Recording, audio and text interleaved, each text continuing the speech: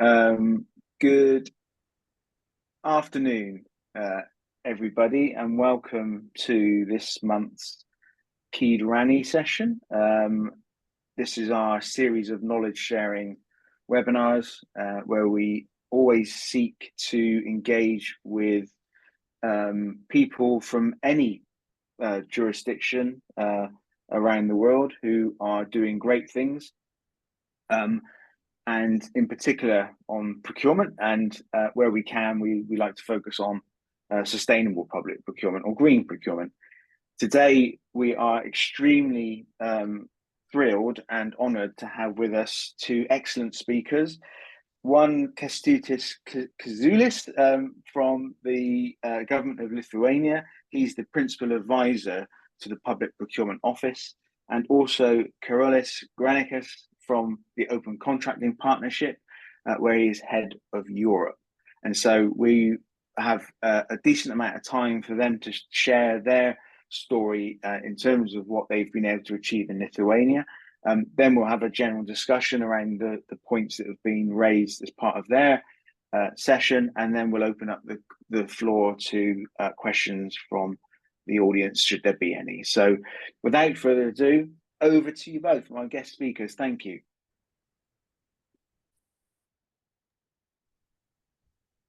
Hello. So, Carlos, maybe you will start about you.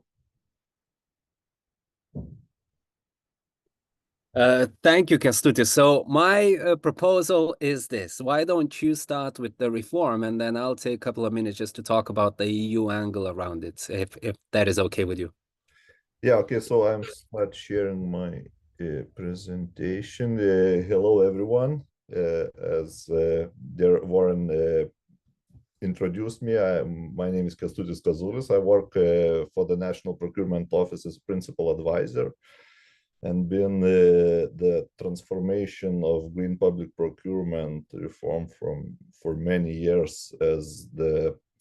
Before joining public procurement, I was the head of public procurement department in one of the biggest hospitals in Lithuania, and started green public procurement back in 2016, something like that. So had a little bit of knowledge inside. So our reform from the governmental perspective began in 2021. Then the new legislation was issued on the national green public procurement transformation.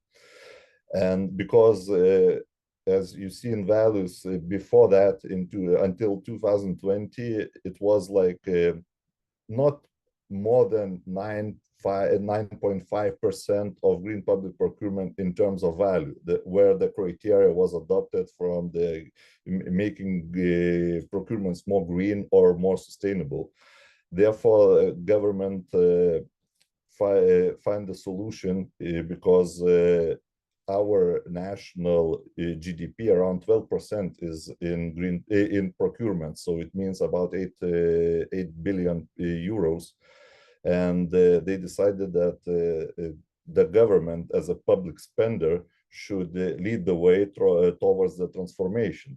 And therefore, it was decided that from the July of 2021, following the steps, it will be changed towards 100% of green public procurements, where all procurement must be done in thinking about the environment, about the impact on the environment, and so on. So it was like at first 10% you had to reach in every public purchaser in Lithuania must reach those goals. In 2022, it was 50. And from 2023, from the 1st of January, it was decided that all procurement must have something inside in terms of environment. So therefore, we had to change and adopt a little more legislations. And in our national law, what is green public procurement defines the Ministry of Environment. And we have first like 18 product groups defined based on EU guidelines. and they define what is green in the Minister of Environment Act, and also it's any type of eco-labels, and also then you purchasing works or services, you have to use EMAS or ISO 14000 environment management systems. Also, what is green in our terms is that there are products which is by itself are environmental friendly or does help to protect the environment, like, you know, there is a finalized EU list of those products.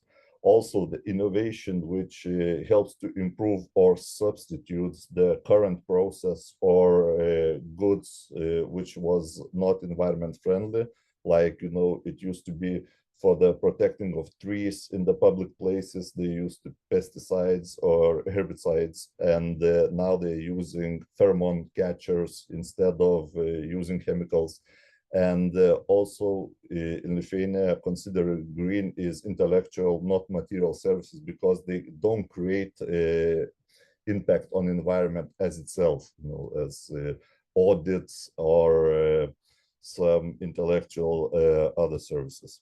And finally, if there is not covered by any of the clauses before, you can use your own criteria for environment based on 5 environmental principles. That's longevity, right to repair, energy efficiency, reduction in toxic chemicals, or reusability of the products.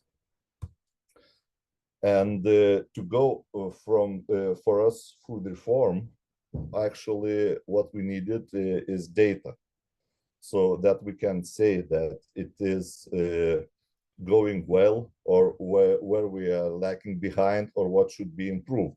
So therefore we get the mandate to monitor and report on the objectives reached.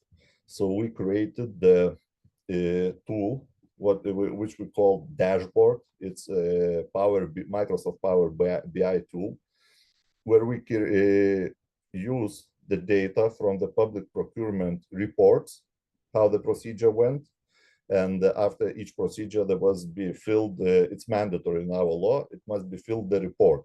So we gather the data from that report, and we show publicly, it's publicly available tool for everyone to see how we are going national-wide in terms of the green public procurement. So the first indication, it's like 2024 year, and it's 97% of the green public procurement in terms of value. And in terms of number of public procurements which were green, it's 97.7%. And there are a lot of filters. We can check through the National Register. We can check by the name of contracting authority, what object was bought, or value, is it beneath threshold or above threshold, I mean EU threshold. Because for us, it's, as I mentioned, with a small exception of on unannounced small value tenders and unannounced procedures, all other tenders must be green. So we also create an additional tool which helps public buyers and also suppliers to see how it's being green, what documents need to be presented for meeting the requirements. So this shows, like, from 2023, this tool is from, because in Lithuania, all the contracts are mandatory to be presented publicly. So it means that all contracts which were signed by the contracting authorities is provided for everyone to see, and it's publicly available. It's open data for us, except with the defense contracts or, you know, some small exceptions of data protection. So, but it's very, very small part. So it means all the contracts, even from the small value, if it was signed it was signed and it was not a oral contract, it means it must be published on our system. So it means then they publish the contract, they have to say, was it green or was it, it wasn't. So from that data, we collect that was it green or not green, then which of the clause of the green public procurement was used. Is it the eco-label or was it from those 18 product groups? So we can track each public procurement from which clause of the law they used to make it green. Then where it was green. Is it on the contract requirements? Is it in the technical specification requirements? Was it in the requirements for suppliers? Was it the qualification requirements? Was it evaluation requirements, or was it pre-qualification requirements? So each public procurement is put in these, so to say, shelves, and we can track what, which contracting authority, which criteria were they using. So we can see very detailed picture of each tender. And then we can go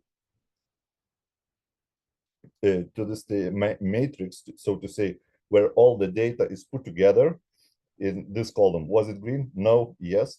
And then we can track the exact number of the public tender announcement, and we can go into the tender to see the documents, what was the requirements, and we can cross-check it with the contract if it matches the requirements with the contract.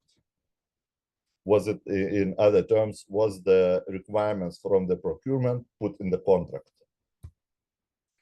We also have additional criteria which we're like looking for. It's innovative public procurement, one supplier public procurements, it's one supplier and one supplier with the centralized public procurements, and reserved public procurements from directive, which we are lacking. That's why we started this year the reform together with the Open Contracting Partnership on social public procurements as well. And here is one of the examples where we, how to say, where we kind of proud how we enabled using that data and this technology and our dashboard, how we enabled competition amongst different entities in the government. For example, this is filtered out all the ministries in Lithuania, and this is the green public procurement requirements, because the law was adopted in the cabinet of ministries in the government, so they all must reach the same criteria. So after showing this dashboard, now it's from 2024. 2023 was not so green. And then the ministries came back to their offices and they immediately start asking the public procurement offices, what's happening? Why we're not doing green public procurements? Please report on that. And then immediately we were bombarded with the emails, why our percentage is so bad, why we are not reaching the goals, we are doing green public procurements, and we have to check it and said, okay, you fill the data incorrectly, you have to change your reports, you have to amend your reports. This procurement must be striked out because it's not green at all, there was no criteria. And then what we saw that they fixed the data, and the data was more correct and more accurate. So actually it's you have to start doing things in order, you know, not to be afraid, and then it corrects itself and amends itself, and everyone is watching everyone, and they are like in competition towards better good. So it was very fascinating what we found in terms of this. So also we had to approach a change to suppliers, because when we started reform, the green public procurements set up a huge challenge for suppliers as well, because they had to change their mindset, they have to change the way they operate, and the contracting authorities as well. So we've done centralization of public procurements, professionalization, because now in every public procurement how to say committee or commission, there must be at least one person who has issued certificate of professionalization in public procurements. It means we certify those people who pass the exams. Also, we engage the market very strongly as a public procurement office, not only contracting authorities. We are doing the trainings for the suppliers as well. And legislation.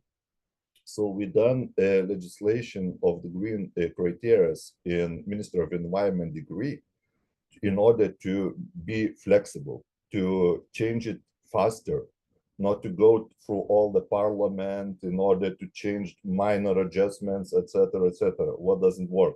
So we got more flexibility in this way. What were else done? So we started newsletters. We take in each newsletter, for example, interview from the company, not only how it helps for them in terms of suppliers, for example, my environment management system, not only how it helps them to participate in public procurement, but how it helps them in everyday activities, what changes they have done. So we post interviews in there. Also, we explain more detail how why these criteria are using, how it impacts, and what change it has. We created a lot of recommendations and guidelines. Also, we done a series of podcasts, not about legislation, but similar like this events, like to change the mindset, to approach why we invite, the experts, someone from our office and some independent person to talk just in general about change, why we need to change, why we have to move, and why public money is the best approach to the change. Also, we established a competence center and help desk. We use help desk to in similar ways like we use Zendesk platform to consultations on the green public procurement. We also participate from our office. We dedicate some people to participate in huge value to public tenders. Then we consult directly on preparation of tender documents or implementation of the contracts. We do a lot of training sessions on green public procurement. And we do,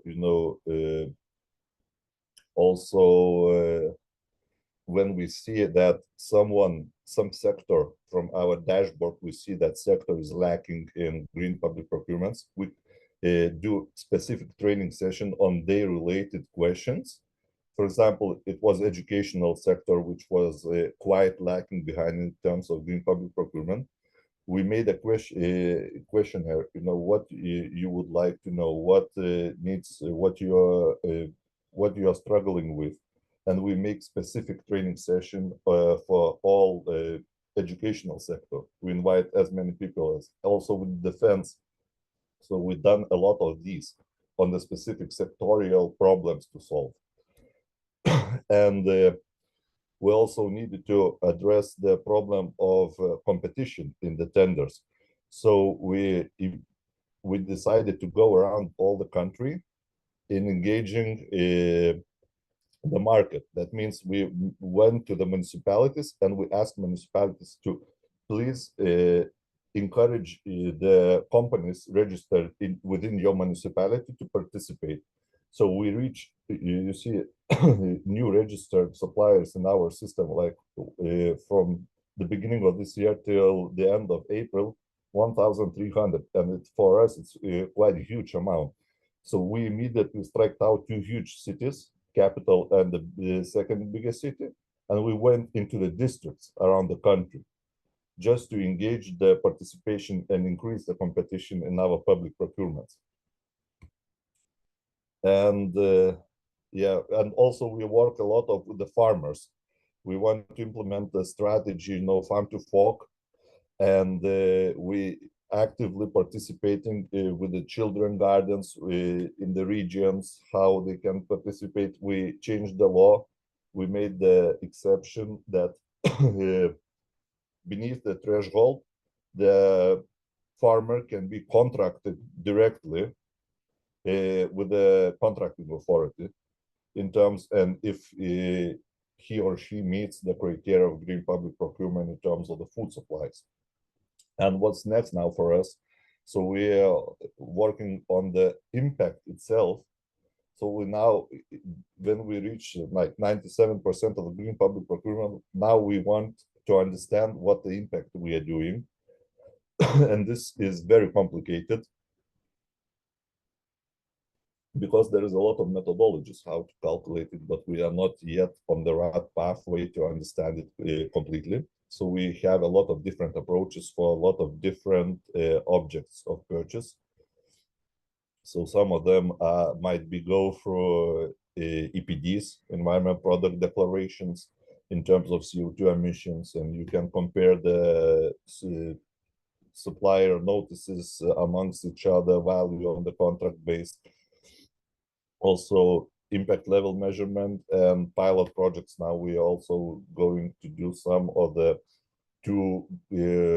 goods procurements pilots with the open contracting partnership. We have a new project coming starting this year, and also we want to dig deeper, and we want to understand in another project also with the not only focus on CO2, but also with the chemical and circularity of the products, it makes the impact to environment. So we have another project coming measuring that as well.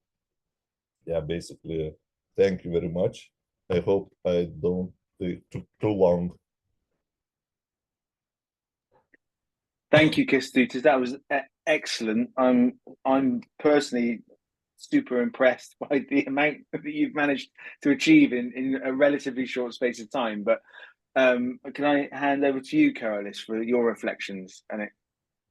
Yes, thank you so much, Warren. So I'm just going to spend a few minutes, reflecting on this in the light of the EU developments, European Union developments. And I gotta say, well done, Warren, for picking this reform specifically, because it is exceptional in a few terms. So first of all, the European Union, what it has been doing lately is it's been very difficult for the European Commission to push green procurement across 27 countries. So what they chose to do is they chose to green some sectors. So you might have heard about something called Clean Vehicle Directive, road transport. That's kind of a low-hanging fruit. They go with the directive, and that's where they kind of go through sectorals, and that there's also energy efficiency regulations that the European Commission is imposing. But what Lithuania did, which was very interesting, was really going through a horizontal approach, like imposing all procurement to green criteria, subject to some exceptions, like intellectual services or goods that are by definition green and this and that, but generally just subjecting everything to green, which is a very bold move. We are working with multiple governments, and they are afraid to do it, obviously because of a market pushback, and competition levels. And it does in fact show that competition drops in the beginning. So you do have to tolerate some time to get back on track with competition, because, well, by definition, imposing additional barriers might have that risk of competition drop. So that is something you got to think about. But Lithuania was very bold. So I admire that. There's also, Kęstutis was just throwing things at you. We did this, and we did this, and we did that, and we did that. And that's also unique. You know why? Because a lot of countries, what they think about is, well, we'll do a bit of market assessments, we'll introduce a bit of green criteria through our legislation, and we'll see how it goes. What Lithuanian government did was really looking at this very holistically, because they thought about legal side, thought about policy side, they thought about political commitment and pressure building, but there was also a very strong technology element there. The fact that you could check at any point in time which institution, has what levels of green procurement at any given point is a powerful thing, because, all of a sudden you have some competition going, some public accountability going, and that obviously comes down to clean, good data, good dashboards, put them out in the public, show everybody and hold everybody accountable. But if you look at what else they did, was that there was competence center. There were creative methods, like Kęstutis did not mention awards, for example. At the end of a year, the Ministry of Economy, awarded the best procurers and gave them a champion's role, gave them a platform to speak about their achievements. That's really powerful, because all of a sudden you have these people, community leads, talking about it, and others looking at them and wanting to be like them, and there's competition there as well. So there was a very strong social pressure building, which was very interesting. And you don't see that very often. Additional thing I would mention, why I found the reform very interesting, is that it nailed a couple of very strong pain points of the European Commission and other governments.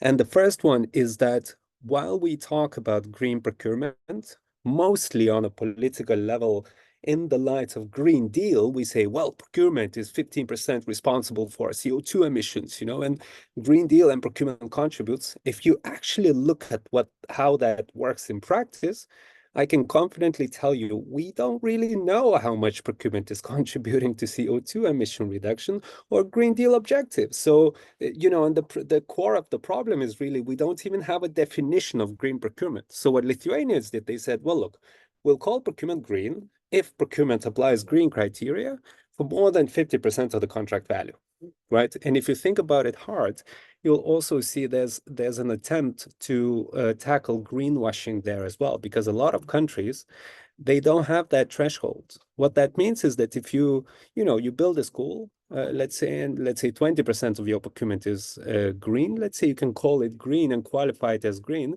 and then sell it as green. And that, to me, looks like, if I may say, some greenwashing. So there's a huge risk there. And maybe Kęstutis wants to add something to my comment there. Kęstutis, do you step in? Yeah. I would like to also add a little bit about that 50% of the contract. We are also engaging in terms of greenwashing prevention. It was the first steps. And now you can also moving in and improving. For example, at the beginning of the reform, it was a huge speculation about energy, and that green electricity is much more higher priced. And therefore, being very cautious, the government said, okay, at least out of all contract, at least 51% you buy green, and all other you can buy whatever you want, and it will be the green contract. And now, like from the beginning of this year, it's striked out. Now you have to buy all green energy in terms to be green. So you had like 2 years to see the price difference and variations. And now the all government energy strategy is towards sustainability, building the wind farms in Baltic Sea, and subsidizing the solar power plants for farmers, for individual, and for everyone, in order to create more green energy towards everyone. And the government strategy is like to have at least 35% by the end of this year of the clean energy.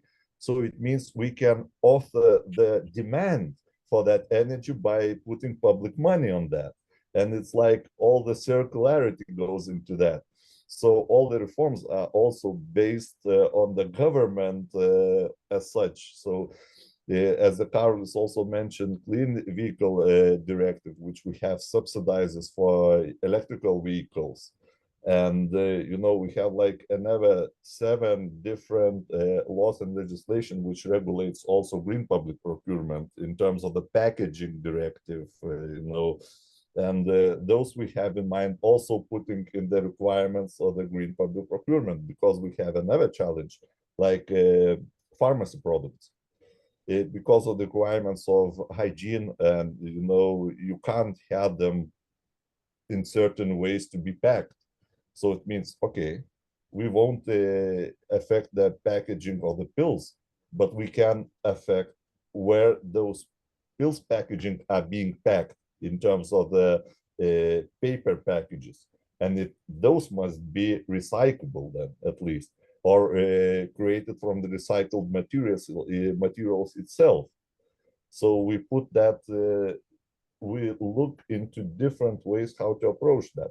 And also I want to mention one fact, how we also involve the legislation, and that's why it must be flexible in terms of why it's under the ministry and not in the parliament or somewhere, because we noticed that in the early stages, our definition of the green public procurement was then the contract authority seeks to buy products, services, or works which has the positive effect on the environment. And that seeking, so to say, not always ends with the contract which is positive for the environment. So we had to make a small adjustment, which in the legal side has a huge impact. We said that it's not anymore seeks, but it purchases. So we striked out the seek, but you have to purchase that what has the less impact on the environment, and then you can call it green. So you work every day and you see what needs to improve.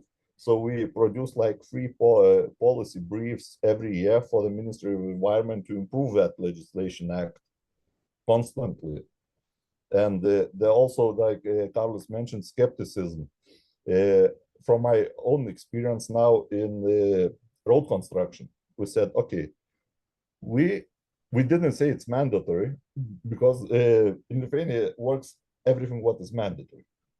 But we said we seek a new ways to understand how it can be, how we can measure the impact. And we said, look, now in the road construction, in green road construction, there is a clause. You may use EPDs.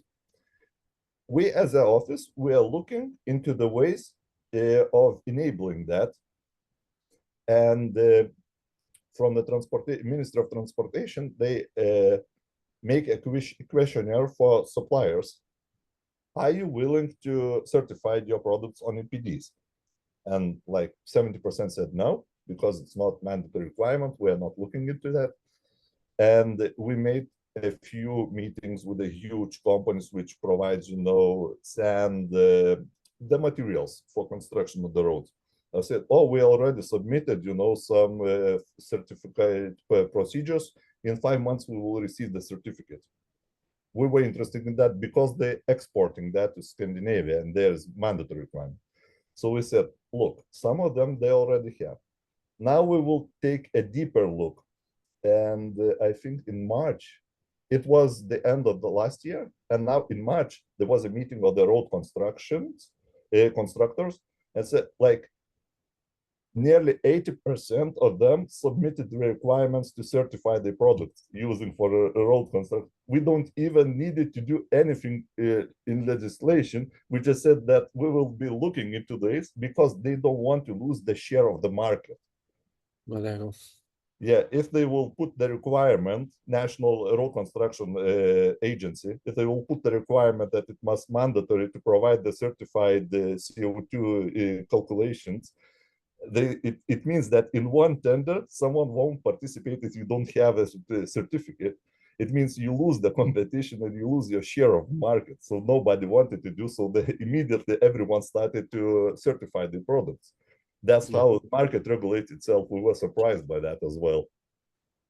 And it takes you know, if you ask me, Warren, about what that is, I would say this is a mindset, because you know, putting yourself out there saying, well, we don't exactly know how it's working. And there was a lot of criticism like, oh, it's compliance exercise. You just use green criteria. It doesn't mean that it's all green, you know, because it's just paper-based sort of compliance exercise. And the story there is that you say, well, sure, yes, but you got to pass that stage to be able to raise more nuanced questions about impact. And that's what Kestutis said previously, that, well, the next step is really trying to understand how do we actually measure impact of individuals. So we are looking at, for example, purchase of cars through centralized channels. So CPB is central purchasing body in Lithuania, because it's more manageable to try and sort of manage that information flow through one hands and try and start calculating then, taking it step by step. What I see many governments do, they are actually, well, afraid to make that step without having full certainty of how everything is going to look like in the whole cycle of greening. And that to me is like really a learning mindset. It's an iterative approach that Lithuanian government is taking that I really admire. And I guess this is also my final point just for the moment, is that if I look at everything the reform did in the country, and there are many great things. There's that great example, there's technology, good law, good criteria, good data, and this and that. But if you essentially look at what's happening, it's really about two things. Like one is there is that will, that political will, where the Ministry of Environment was behind a couple of years ago, stood out and said, well, we're going to make it green 100% and no matter what. So that's one thing. Another one is the of people. When I see people like Kęstutis, and he has a huge team, and there are other amazing people out there really thinking about how to make it happen, those two elements to me really stand out, because once you have that will and you have capable hands of implementing that vision, I do think all the rest is really the details, and we kind of know how to do technology, we kind of know what is criteria, we kind of know how to do this and that, but that energy and that will is what makes a huge difference, I think. And I'll just stop here for a second. Yeah, no, absolutely. And I think of my notes, I think that's what really stands out to me is like the confidence and the boldness to accept that you don't have all the answers, but just to get moving on these things. And so the approach that you've taken is clearly very action oriented. I think it's clearly, as you said, it's holistic, and you've got your eyes on the broader systems change that can come by this. So I think it's a great example where actually you found that you didn't have to, the government didn't have to intervene or take an interventionist approach. The open competition driver was actually what brought about some of the change. I think that's a great example. So I think I love what you said about celebrating the successes, no matter how small or large they are. That naming and faming approach is so vital within a community. And as you say, that kind of actually encouraged a sense of competitive tension among the organizations. And all of that's driven by open data and transparency, right? So I think there's some really, really interesting things that strike some parallels with what we're looking to achieve and working on community-based approaches across the Welsh public sector. And also, as you say, like tackle some of the greenwashing. Again, open data helps with that because you've actually got an evidence base, and in your case, it's really granular data. I was struck by how your ability to trace data to specific elements within the legislation or other sources of impetus for change. That's really quite amazing. So. I've just got a couple of questions. Those are just some reflection on what I understand the amazing approaches that you've been taking. And yeah, as you say, sorry, just one final point, the importance of when you accept that you haven't got all the answers, and this is quite a complex area and it's changing quite rapidly as well. The importance of taking experimental and incremental approaches is absolutely vital, because only by doing that can you test those assumptions, can you challenge head on the more speculative kind of perspectives on, as you say, could actually be just fake news or greenwashing. So I think, yeah, as you say, the combination of political will and capability, that's a really powerful set because it spans both the political side of government and the official side of government. And I think those working in partnership, close consort between the two, are really vital for complex change programs. Just on that very point, Warren, if you don't mind me stepping in just for a second, I do witness something very interesting, and I'm curious if Kęstutis agrees with me, but lately with green procurement, but even more so with social procurement agenda, I do feel the power and the dynamics in procurement community somewhat change. And I do have a theory why. It used to be, many procurement meetings used to be very technical about tricks and methods here and there, and it's kind of a government function, administrative function that governments do, and you kind of have that sense in meetings and in the community and elsewhere. Once the green and especially social procurement came, I do think that we have, as a procurement community, somewhat of a newfound power to have meaning in your role. I do see that a lot of procurement officers are kind of excited about, like making that change. Like many surveys show that in the workplace, people want to have meaning. And not many procurement officers traditionally had meaning, had to really kind of intellectually develop the argumentation why they. But right now it's like, well, if you do your procurement well in your city, you might be able to employ 25 disabled people over the upcoming year. And that's your power, your role, and you can do it now. And I think that especially in the last social procurement training that we had with Kęstutis here in Vilnius, I did feel that the community was less about procurement as a technical function, but more about procurement as change making. And that changes a bit of an energy and spirit in the room. And I do feel that we as a community have to unlock that a bit more, because that's a huge driver of change, that motivation, intrinsic motivation of people to change things. So and yet we don't speak about that much in our procurement community. So just as a reflection. I think you're absolutely right. Kęstutis, do you want to come in on that point? Yeah, I must agree with Carlos. That's the point is where we outgrown the technicalities and we into some of community. But first step was acceptance that you have to accept that with this reform, how we approach it. Firstly, you have to not only accept, but to say publicly that we are not, like some kind of green gods. We don't know everything. We're just here to help, to understand, and to learn as much as possible. So we also receive a lot of questions, how to make this green, or how to approach, or this clause is nonsense because it doesn't work in this case. Okay, then we are not like trying to put around ourselves with a lot of lawyers. Instead, we are going, to the market. First, we said, okay, we have regular meetings with the Ministry of Environment team on the criteria, like every month, and we talk about the issues, and then we engage with the market. We said, okay, what's your like what you suggest a solution to do that? And there are always three kinds of people: those who says, oh no, it's nonsense, you have to make an exemption, and if we're going towards that way, the exemption list would be endless. And then those who are doing just for the tick, and that what Carlos mentioned, those people who are now changing their mindsets in understanding what the impact, like that they are enablers of the change, and they can do a positive thing, just like to put one clause or one sentence in the tender documents.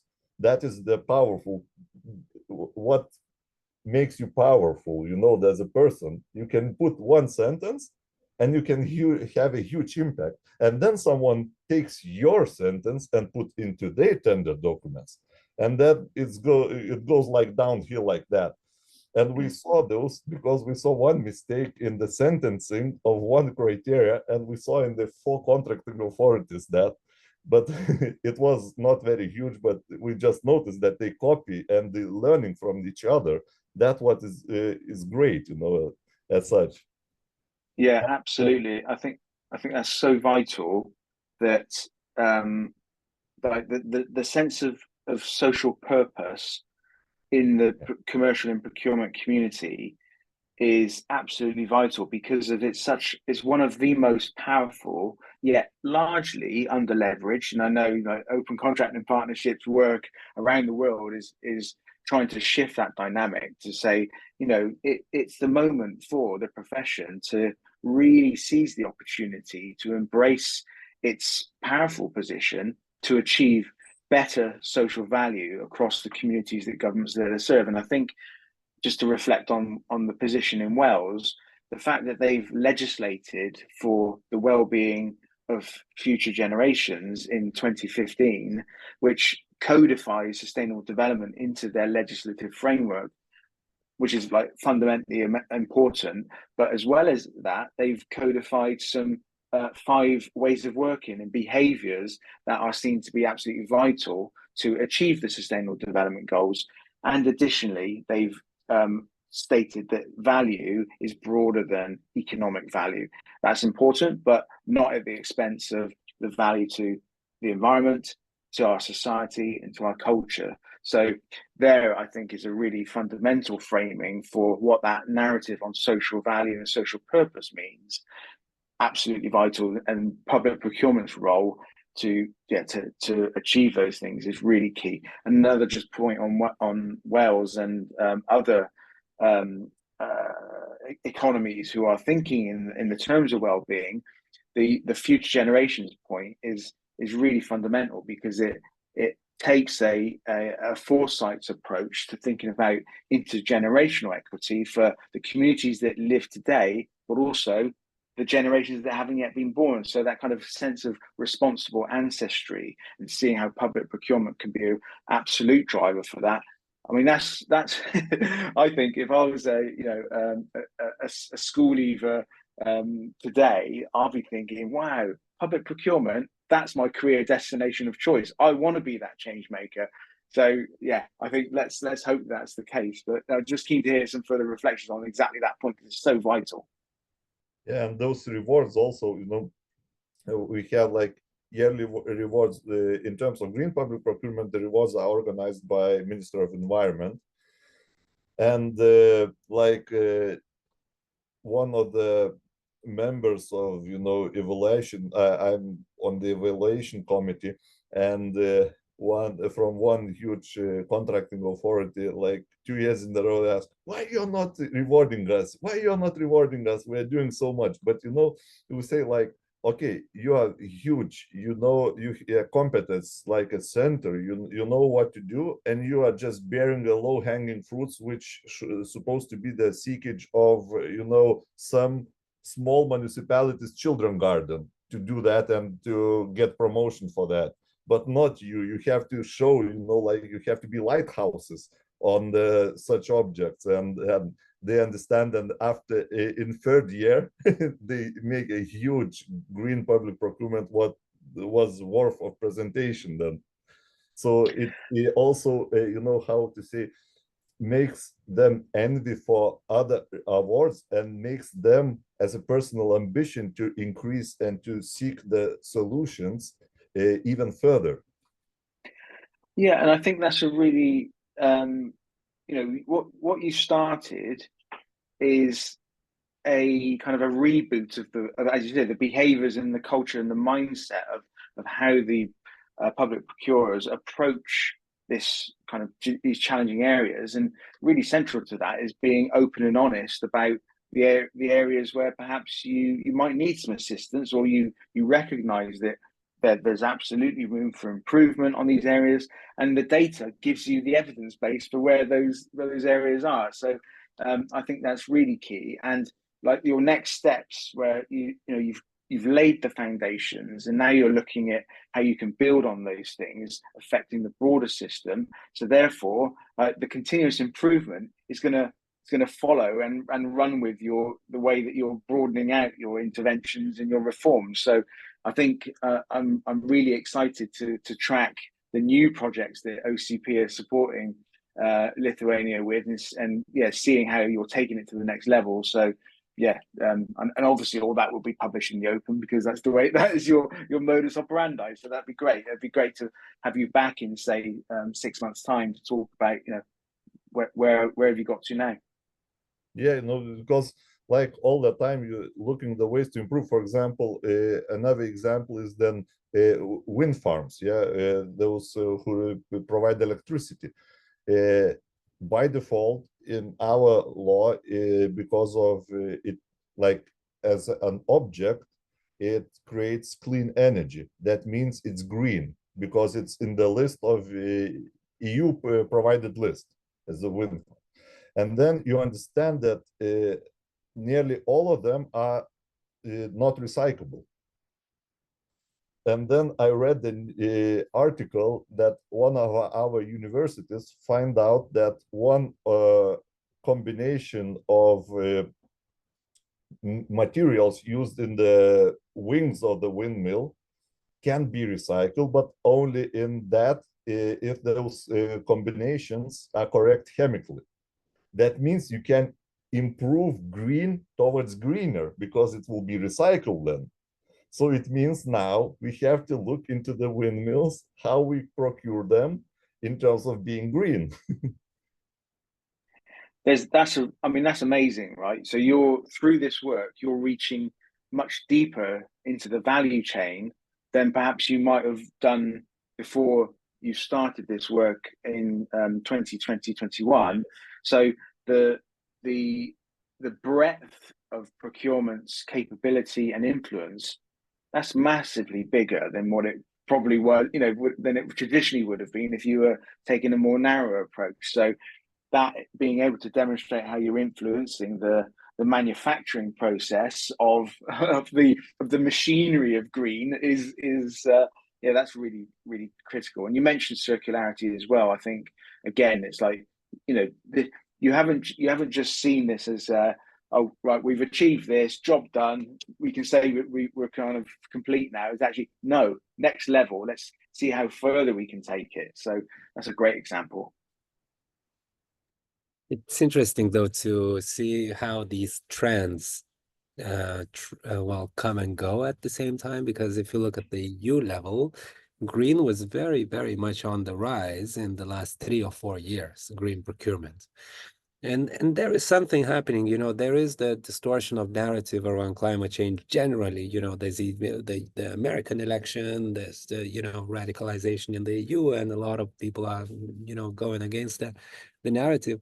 But interestingly enough as well, in procurement, I do kind of see that green, there's kind of assumption, well, not assumption, but something like, well, it's kind of happening anyway. We don't need to spend as much attention anymore. How about we jump on social right now? So, for example, if you look at the European Commission, they have been very much around social procurement and innovative procurement lately, not only in their language, but also in their funding, because that's what shows where are your priorities, right? So they've been funding much more social procurement reforms, much more innovative procurement reforms.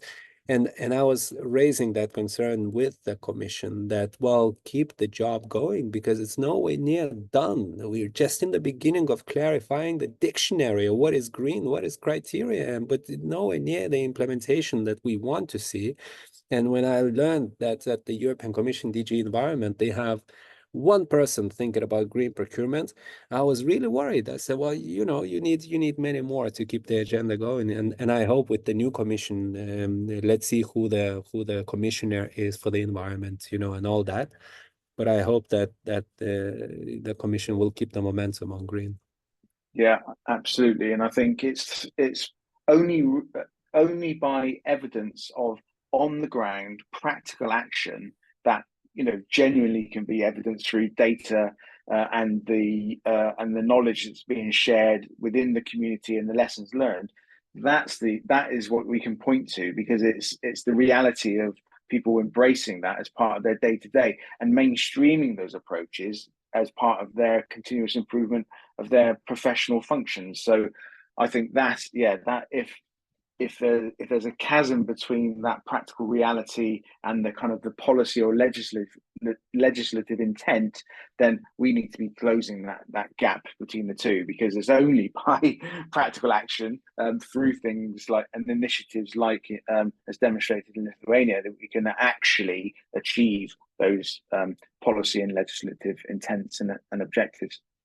Yes, absolutely. And just one last point, I wanted to come back very quickly to what you said about low price, the cheap price warrant just a couple of minutes ago. I do think that that is something just to highlight as well. We still have that challenge. And while, for example, the strategy, and I love your strategy example, when you say, well, you know, the value is not economic only, it's also social, it's environmental and all of that.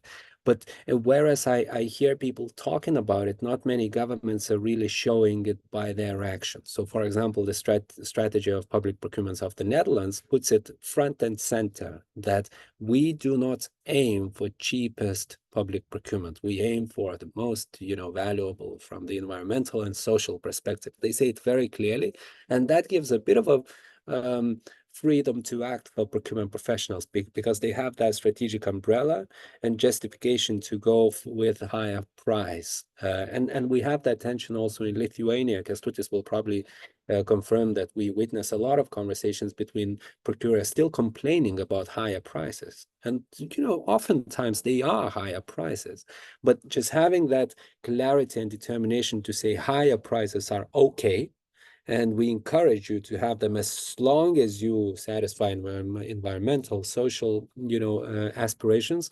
That is fine, and we still see that tension. And I don't know how to solve it exactly, but this topic comes back to us in almost every conversation: prices and green. And I know. you know, But, right, Kęstutis? of course, you know that then that's why we're doing the measurement on environment of green public procurement. Like to say, if you have a calculation of CO2 of anyone, any tender, like you purchase paper or printing paper, whatever, and you created by a purchase, like, I don't know, 5 kilograms of CO2, and someone brought it from China or from anywhere else, and it created like 15 kilos of CO2, or you know, that transportation, and it's cheaper because it's from China. And then you multiply by the market price of CO2 emission, 70 euros a ton, and then you will see what is higher and what is cheaper. And you will have included the calculation of the impact on the environment. And then you can understand what is cheaper and with the terms of environmental aspects. That's a great example, because yeah, you're not looking at effectively price, you're looking at value, and I think yeah, that's really key. I think there's a huge important emphasis of a shift of mindset from spending public money, which is what you're actually doing, but it's an investment towards achieving better outcomes through channeling public funds in a way which is absolutely the right decisions to be made. So I think, yeah, there feels like there's probably a broader capability and capacity building piece just simply on that alone, right? So, Warren, so to say, spending public money or spending responsibly. Absolutely. Gentlemen, I'm conscious that we're nearly approaching the hour. I just want to draw the session to a close and to thank you both once again for your time and being so open and honest to share the experiences in Lithuania. Keep doing the good work, and I really, it's a genuine ask to let's keep in touch. I know we will anyway outside of this, but yeah, it'd be really great to have a follow-up session. And so, yeah, just once again, thank you very much. Thank you for this opportunity, and thank you for listening and this nonsense what we are talking. But hopefully it will help to improve also, because only collective efforts can be like more wide impact on the environment. So yeah, hopefully. 100%. Okay. Thank you for having us. Thank you. Thank we you. can draw to a close.